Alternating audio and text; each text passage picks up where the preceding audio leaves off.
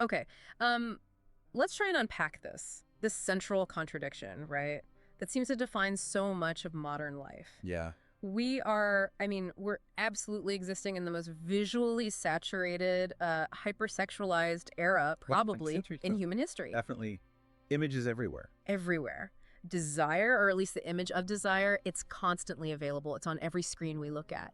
Yet, and this is the weird part, when we actually step away from the screen, from the interface, actual messy embodied intimacy, the kind that involves, chaos and genuine risk, it often feels, well, inappropriate or awkward. Awkward is a good word for it. Or something we're almost like engineered to avoid now. Exactly, engineered to avoid. It's the paradox, isn't it? The paradox of the digitized libido. Yeah. We're surrounded by all these simulations of connection. Right.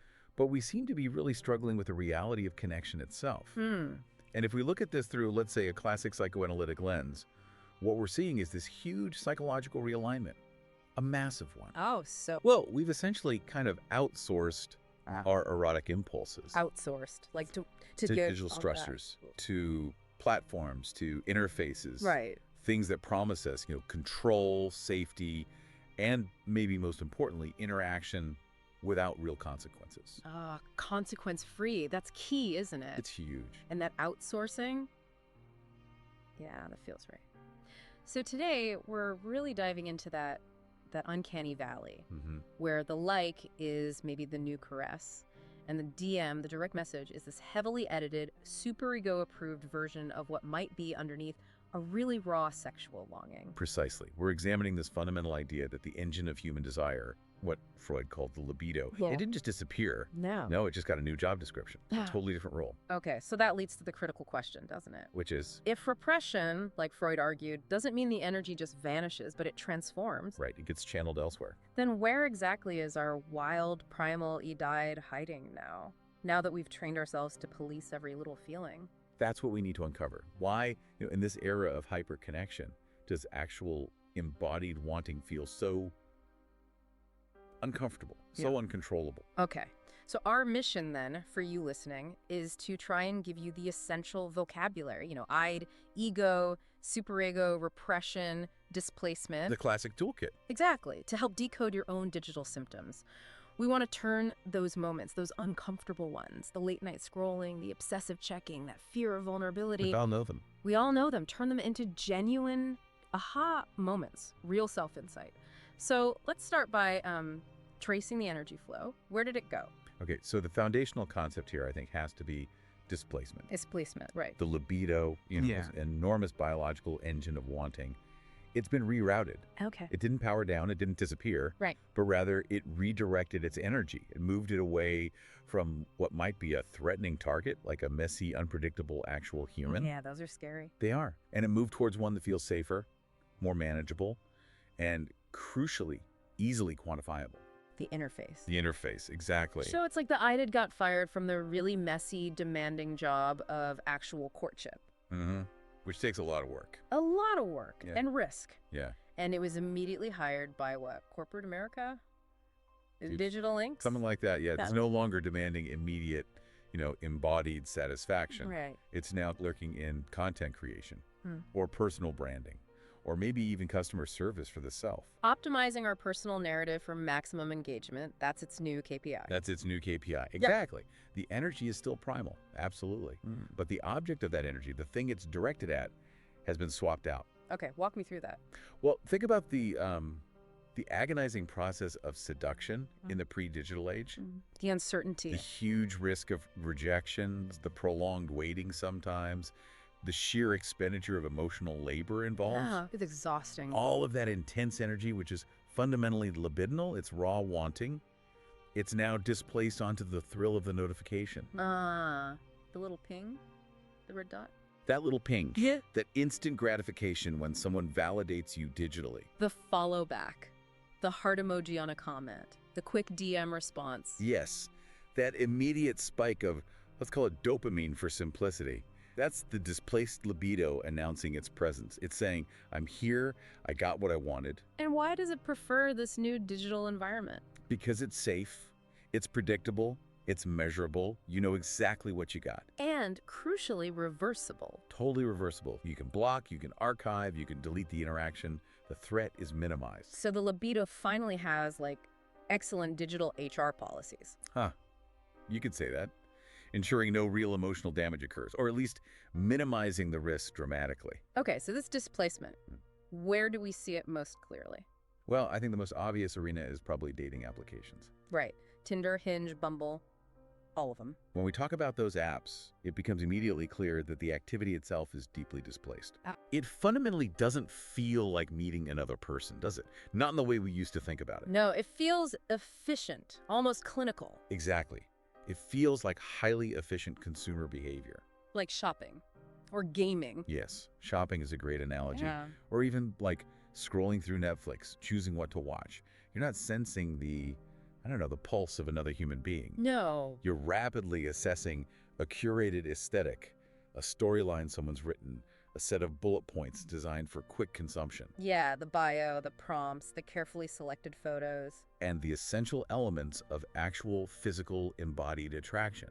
Things like, scent, the specific timbre of someone's voice, the way they move, that subtle, unpredictable shift in body language. The things that actually trigger that gut feeling. Exactly. Those are the things that trigger authentic, eye-level desire. Yeah.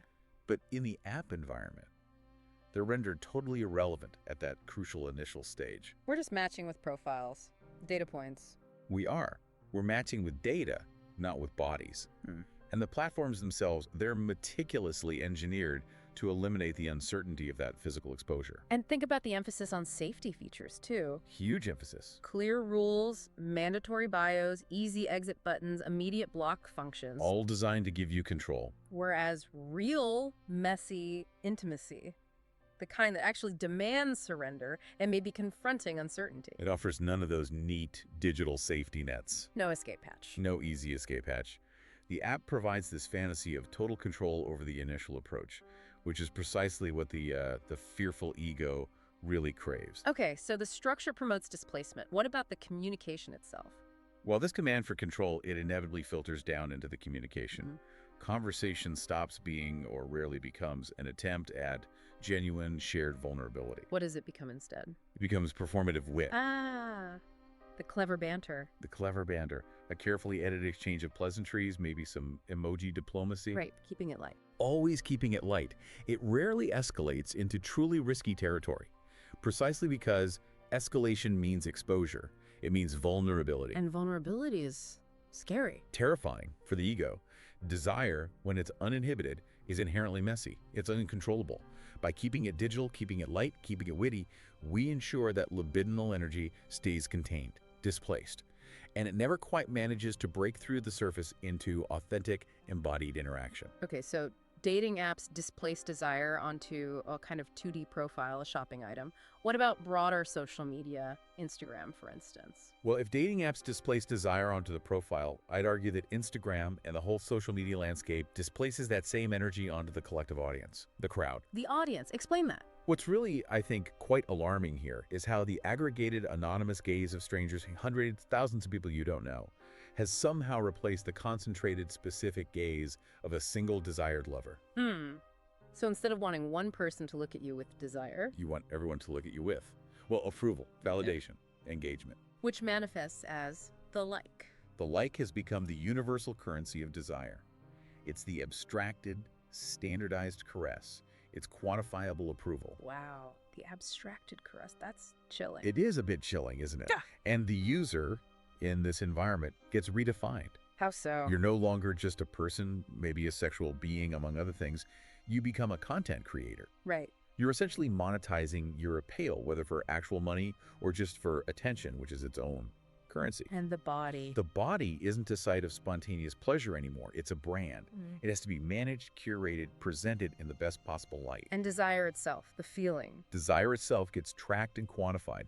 It evolves from this internal, messy impulse into, well, we mentioned it before, a key performance indicator, a KPI. Desire as a KPI. Yes. And we need to remember that KPI in this psychological context is the quantifiable metric used to figure out if your self-presentation, your brand, is successfully displacing the eye's measured demands onto external validation. Is your brand getting enough likes? Okay, but what's the actual consequence of viewing desire as just another metric to optimize? The consequence is profound sterilization, I think. Sterilization. Yeah, Whoa. we spend enormous amounts of energy optimizing our sexuality for maximum reach. Just perfecting the lighting in a selfie. Choosing the ideal filter, crafting that strategically humble caption about self-love, while maybe showcasing the most aesthetically pleasing angle of ourselves. We've all seen it, maybe done it. Right. And in this rigorous act of optimization, we strip the sexuality of its raw, unpredictable, maybe even slightly dangerous core. It becomes cold, polished. Cold, polished, safe for mass consumption. Yeah. That's the paradox. The more visible we make our sexuality through this digital performance, The less real it feels. the less authentic or maybe less truly felt it becomes, both for the viewer and often for the user themselves. We've essentially replaced eros with aesthetics, passion with analytics. Okay, so displacement onto profiles, onto audiences, where does it end? Well, arguably, this whole redirection culminates in the domain of private consumption, specifically pornography. Okay. How does that fit with displacement or Freudian ideas? Traditionally, sublimation, which is a really high-level Freudian defense mechanism, involved redirecting sexual energy into culturally valuable forms. Like great art or scientific discovery or deep work. Exactly. Things that benefit society or represent complex achievement. But modern digital consumption, especially porn, it feels more like a reversal of sublimation or maybe a degraded form of it. A reversal? How? The energy is redirected, yes, Yeah. but not into some complex external creation that engages with the world. No. It's redirected into private, solitary, internal consumption. Right. Just consuming. It offers the desired fantasy instantly, customized exactly how you want it, with zero risk, zero rejection, absolutely no emotional fallout. It's the perfect container for the displaced libido then. It's arguably the perfect container. It allows the eye to express itself, fully within the simulation, guaranteeing satisfaction without requiring the ego to ever engage in that terrifying, unpredictable confrontation with the reality of another actual human being's presence, their needs, their flaws, their unpredictability. It's a shadow of desire, perfectly manufactured. Perfectly manufactured to be risk-free. The entire energetic charge that should be moving you out into the world to pursue connection, to risk failure. Yeah. It gets successfully rerouted right back into the device itself. Safe, contained, and ultimately solitary. Okay, that discussion of control, of managing risk, it leads us perfectly to the next big psychological force in this whole digital landscape, doesn't it? Which would be? The superego. Ah, yes, the internal rulebook. Exactly. We define the superego as that internalized voice, the shoulds, the musts, the don'ts, usually absorbed from parents, society. Right. The moral compass, or sometimes the moral critic. But what's fascinating, I think, is how the digital age didn't just preserve this voice. It feels like it put it on a massive speakerphone. Amplified it. Hugely amplified by the entire self-help industrial complex. Oh, absolutely. The modern superego isn't just your parents' rules anymore. No, it's the constant, often moralizing feed from optimized wellness gurus, relationship coaches, pop psychology dogma. Everyone telling you how you should be living, feeling, relating. And it always seems to preach perfection and, crucially, control. Yes. Control is central. And the primary mechanism, I think, through which this amplified superego operates today is the obsession with boundaries. Boundaries. Okay, this is a big one. Because we're constantly bombarded with these phrases, right? Protect your energy. Set non-negotiable standards. Date with radical intention. It all sounds so healthy, Yeah. so empowered. It does. Superficially, it sounds great. We need boundaries, obviously. But if we apply that Freudian critique again, What's underneath? what often masks beneath this relentless focus on self-protection, on setting boundaries, is maybe a much deeper, more existential fear. A fear of what? The fear of chaos. The fear of genuine intimacy, which is inherently chaotic. The fear of losing control to raw, inconvenient desire. So boundaries become walls. Sometimes.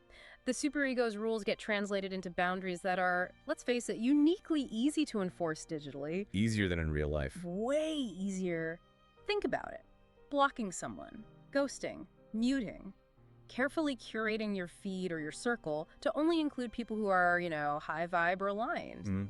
Digital fences. Whereas real intimacy, the kind that actually transforms us, it necessitates vulnerability. And vulnerability is fundamentally a surrender of control. You can't control how someone else feels or reacts. But the digital boundary allows you to maintain an absolute firewall around the ego. You negotiate with desire from a safe distance. Okay, but play devil's advocate here. Isn't this actually beneficial? If people are truly establishing better standards, protecting themselves from genuinely poor behavior, isn't this just healthy evolution? Maybe Freud doesn't apply here. That's the challenge, isn't it? That's the cleverness of the ego. It convinces us that this constant boundary setting is self-awareness. It feels like growth. Right. But often, if we look closely, we might just be rebranding sophisticated repression as doing the work. Repression disguised as self-help. Exactly.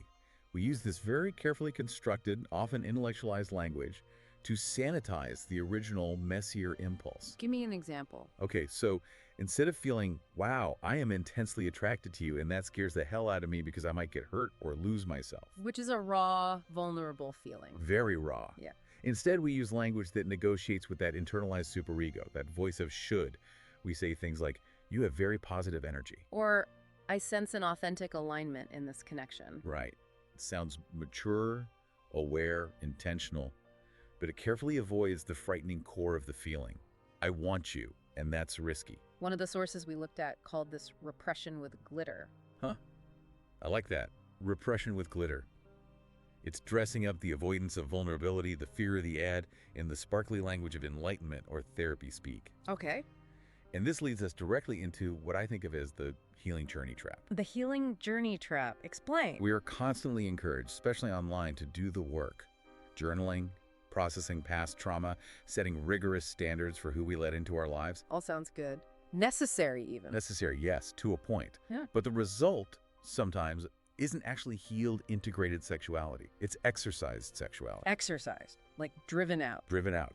A state where the id, the raw desire, has been so thoroughly policed, analyzed, and managed by the superego and the ego that it just stops showing up altogether, or it shows up very weakly. So have we effectively pathologized attraction itself? I think in many ways, yes. If I feel a strong, immediate, maybe slightly irrational pull towards someone. Yeah, that spark. That spark. Instead of just feeling it, the modern therapy-informed superego immediately flags it.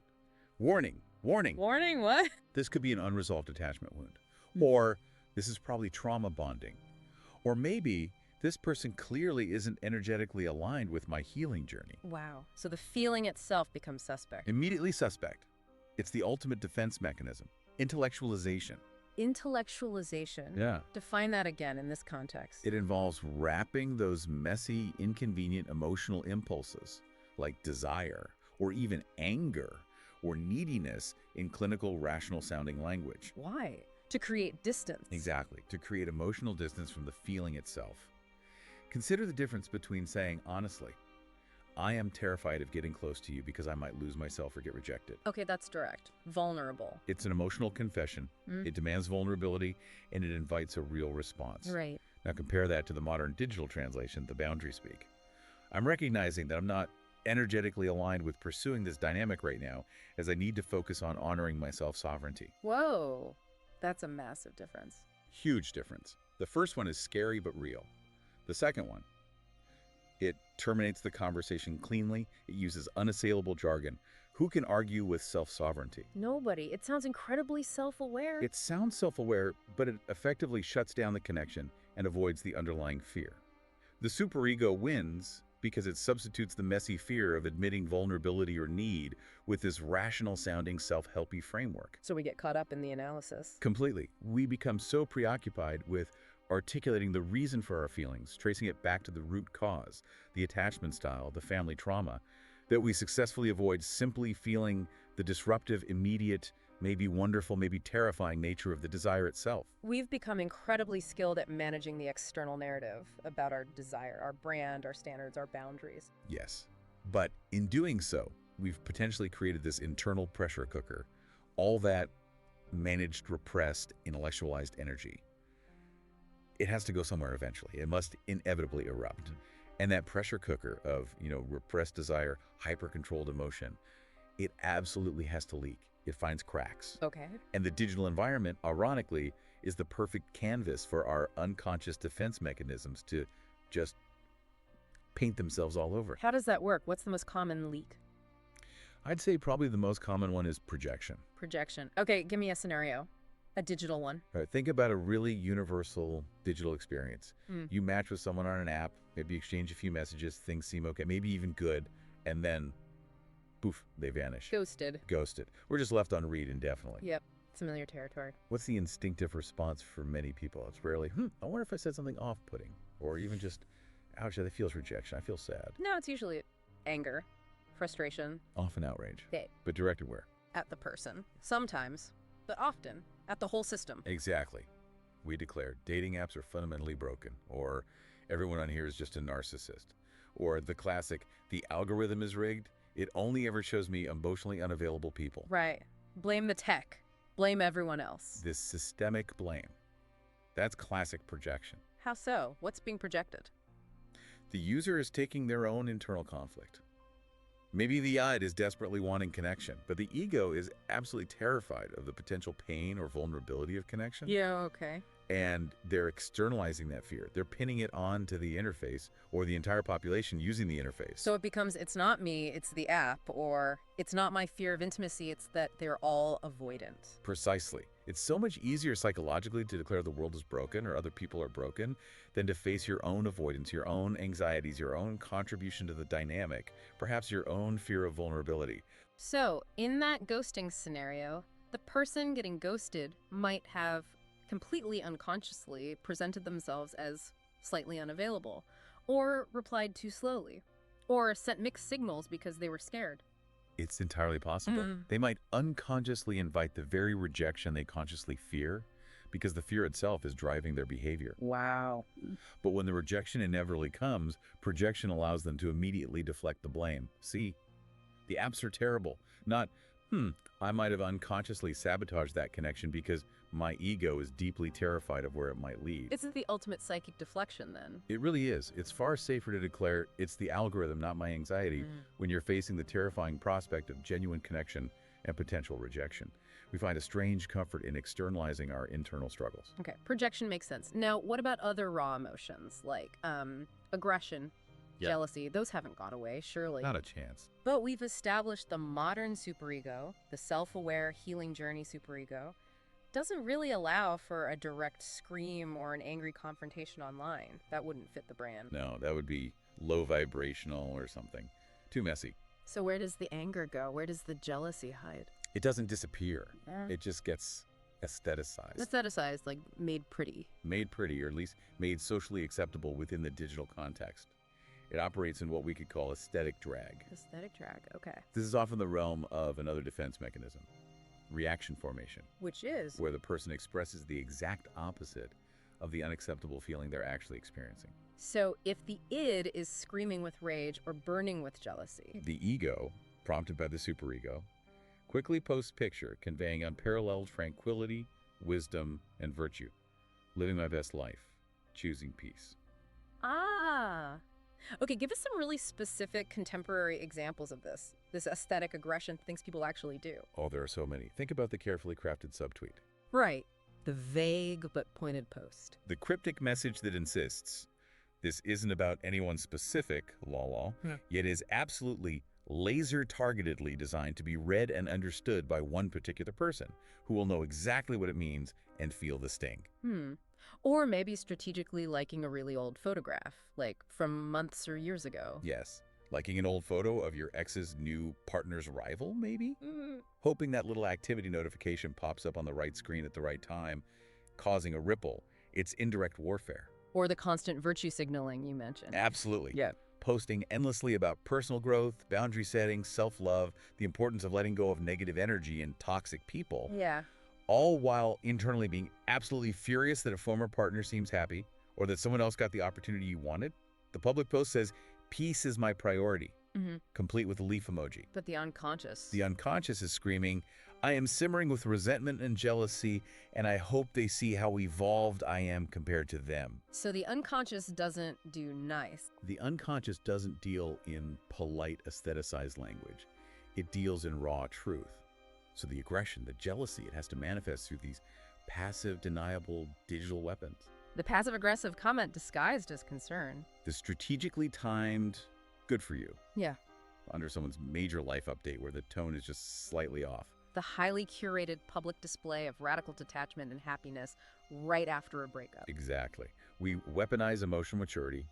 We use the language of healing and self-awareness to inflict subtle, often deniable psychological damage, or to manage our own unbearable feelings. Okay, the core tenet of psychoanalysis, from Freud onwards, regardless of the era, is that repression never really works long-term, does it? Never completely. You can push it down, you can disguise it, but it always lurks. Desire, anger, longing, they wait. They wait. And the unconscious always finds a way to leak through the digital firewall we build around ourselves. And the digital realm itself provides the evidence, doesn't it? The return of the repressed leaves digital footprints. Undeniable evidence. Think about the common symptoms, the little digital slips that reveal what you truly want or feel, but refuse to admit to your conscious, superego-managed self. Like, okay, the classic. Yeah. You're alone, it's late, maybe after midnight. Prime unconscious time. And you find yourself typing an ex's name into the Instagram search bar or Facebook just to see. Just to see it. That's search history. That's a repressed confession. That's the I'd saying, I still care, even when the ego says I'm over it. Or the accidental like. Oh, the horror. Liking a photo from 3 years ago on someone's profile you were definitely not supposed to be looking at. And the immediate panic. The frantic scramble to unlike it, hoping they didn't get the notification. That's the I'd momentarily hijacking the thumb. Absolutely. Before the horrified ego can wrestle back control of the device. What about unsent messages? Huge. Yeah. Those meticulously typed out paragraphs, sitting in your drafts folder, detailing your real feelings, anger, longing, regret. The messages you typed but didn't dare send? Those are repressed letters to the world, or to one specific person. Confessions the ego deemed too risky to actually dispatch. And curated playlists. That seems relevant too. Definitely. The playlist meticulously named Focus and Productivity or Good Vibes Only. Yeah. But it's actually filled wall to wall with deeply sad breakup anthems that you listen to on repeat while working, maybe quietly weeping into your noise-canceling headphones. The title is for the superego. The track list is for the id. Or the person you publicly muted for your peace, but whose story you still occasionally click through just to check in on them. All of it.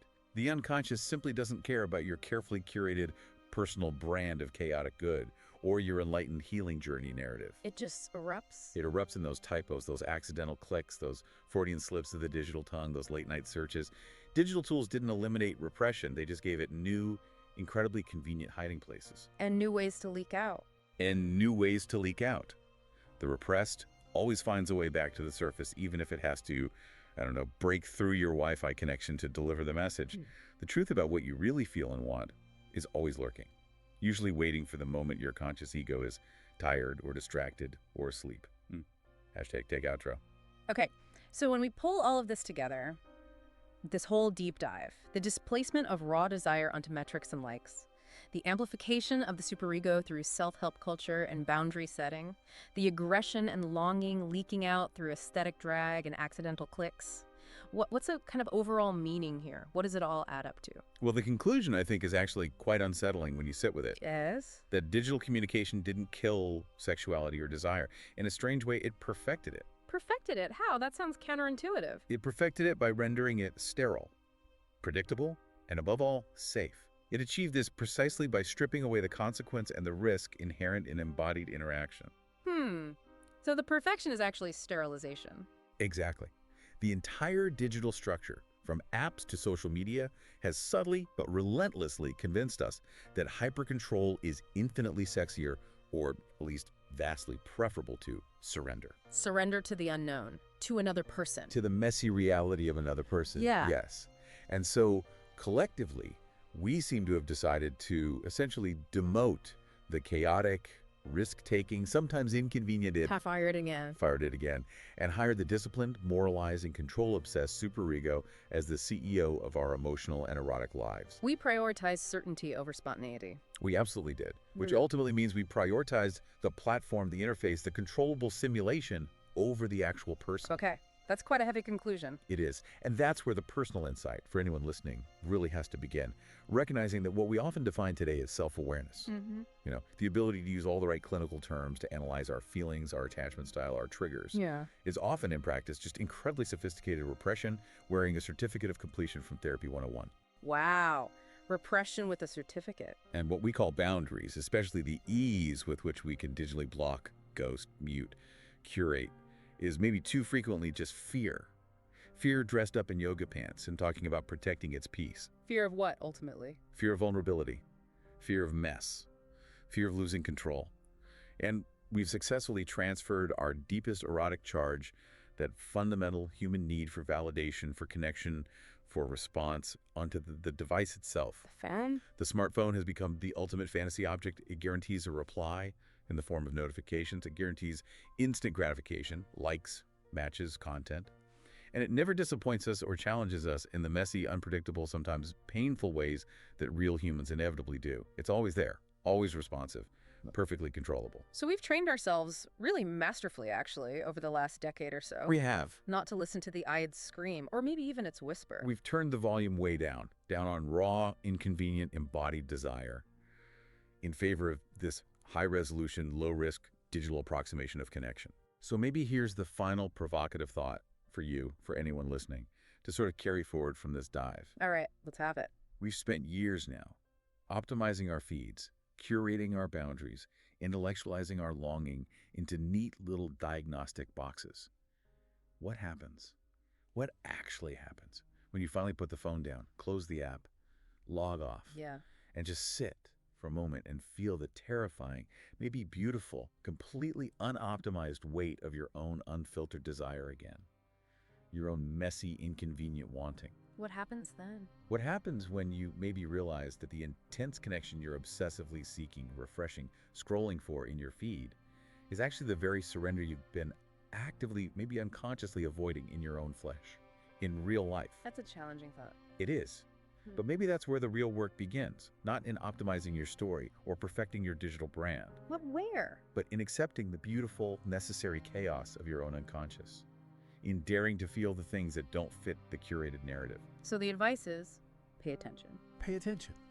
We'd encourage you to just observe those accidental likes, those late-night searches, those unsent messages, those playlist contradictions, because the truth about what you truly want, what you truly feel, it's almost always hiding in plain sight, in those little glitches in the matrix, waiting for you to delete the app just for a little while and maybe face the mirror instead.